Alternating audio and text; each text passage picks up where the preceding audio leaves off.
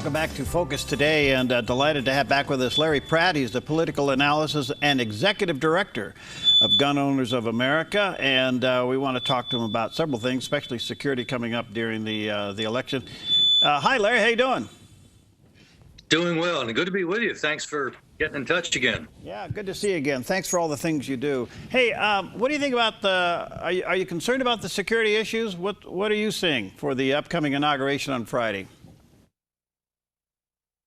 I think that the measures that are being taken, including Army and police, indicate they know they've got a problem. The anarchists, who may number, golly, 150, who knows, are capable of quite a destructive little rant.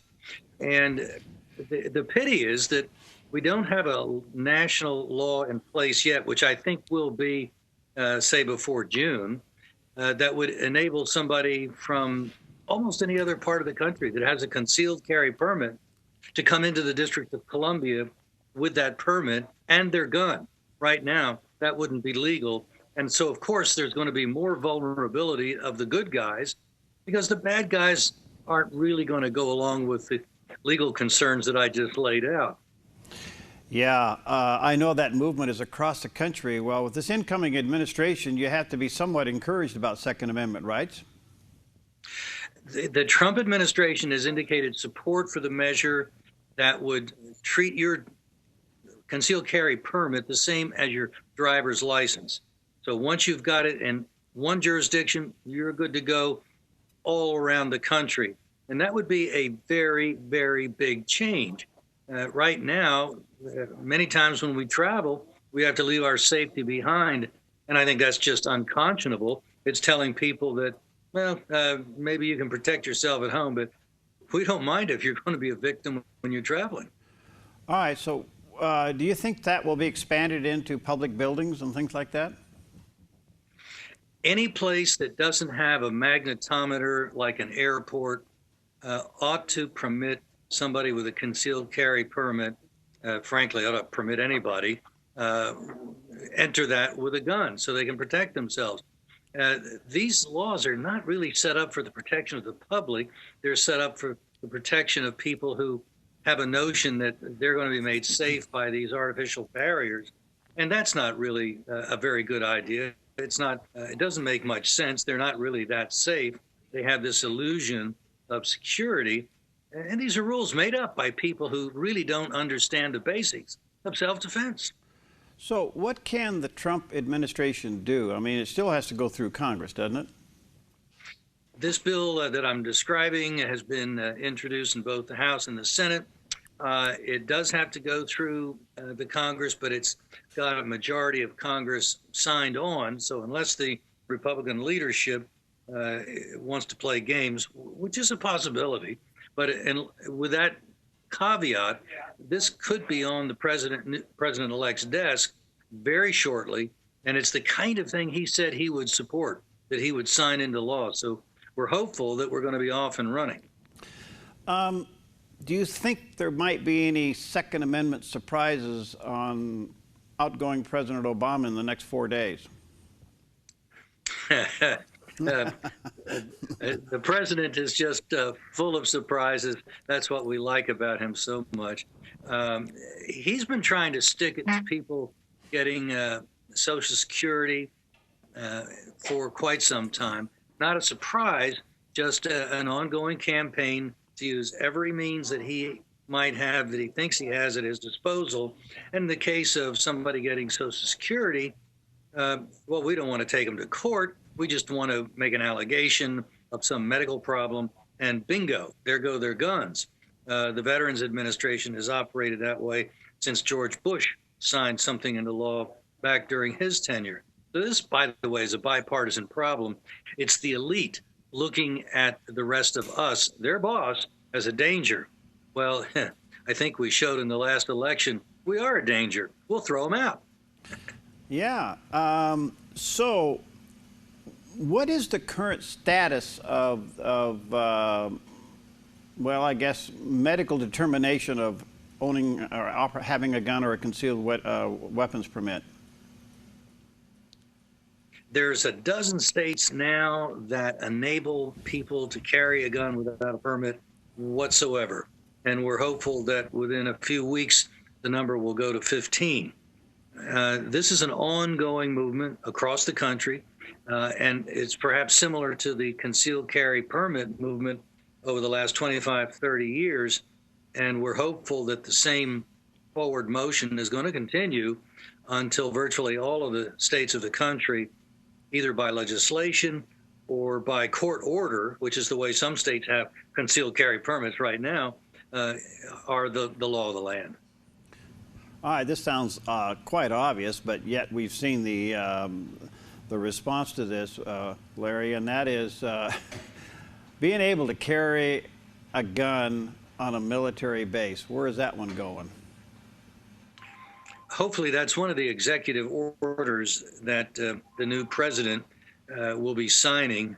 I suppose he may have writer's cramp on Saturday because there's going to be quite a few executive orders that need to be unordered. They'll require another executive order to undo the damage done by the president that was not interested in working with Congress and thought that he could just change the country by his pen. Well, he's going to find out, happily, that a lot of what he was trying to do can be undone just as easily. Is there support in military leadership to have this undone? Well, I think there would be. It's difficult to say right now because the president has been hollowing out the military, and some of the current generals and top leadership of the military have been yes men to the president. But I'm hopeful that once a real American constitutionalist, lover of America, not a hater of America, is our president, that's going to change. And if there are holdovers who support a disarmed military on bases, they'll be able to enjoy their retirement pensions soon.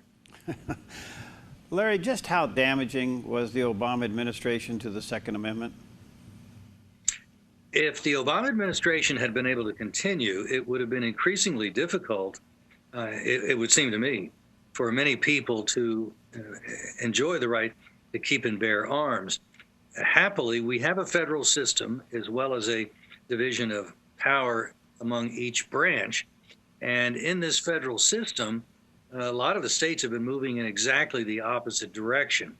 So we could be heading, in the case of Kansas, for a confrontation over whether federal law can take supremacy in a state where the state has said something is legal and the feds have said no, it's not. That I think is going to raise some very interesting issues.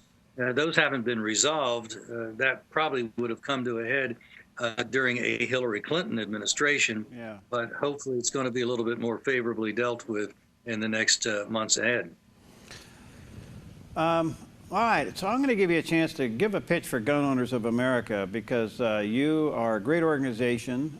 When people join your organization, they help you support to do what?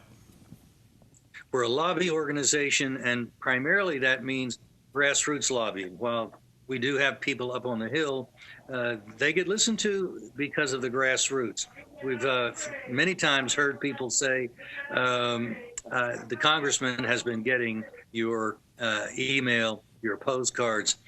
So that's when they take notice, when they know they're being watched. So that's what Gun Owners does, and that's how we do it.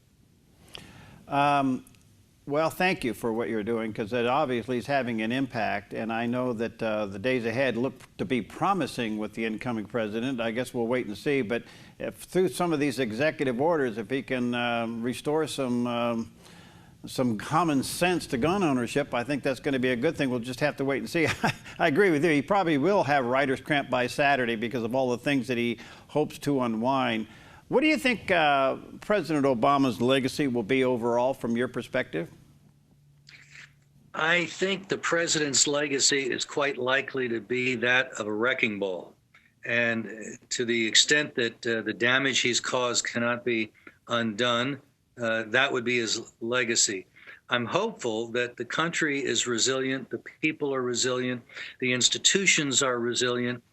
We've withstood even worse than Barack Obama.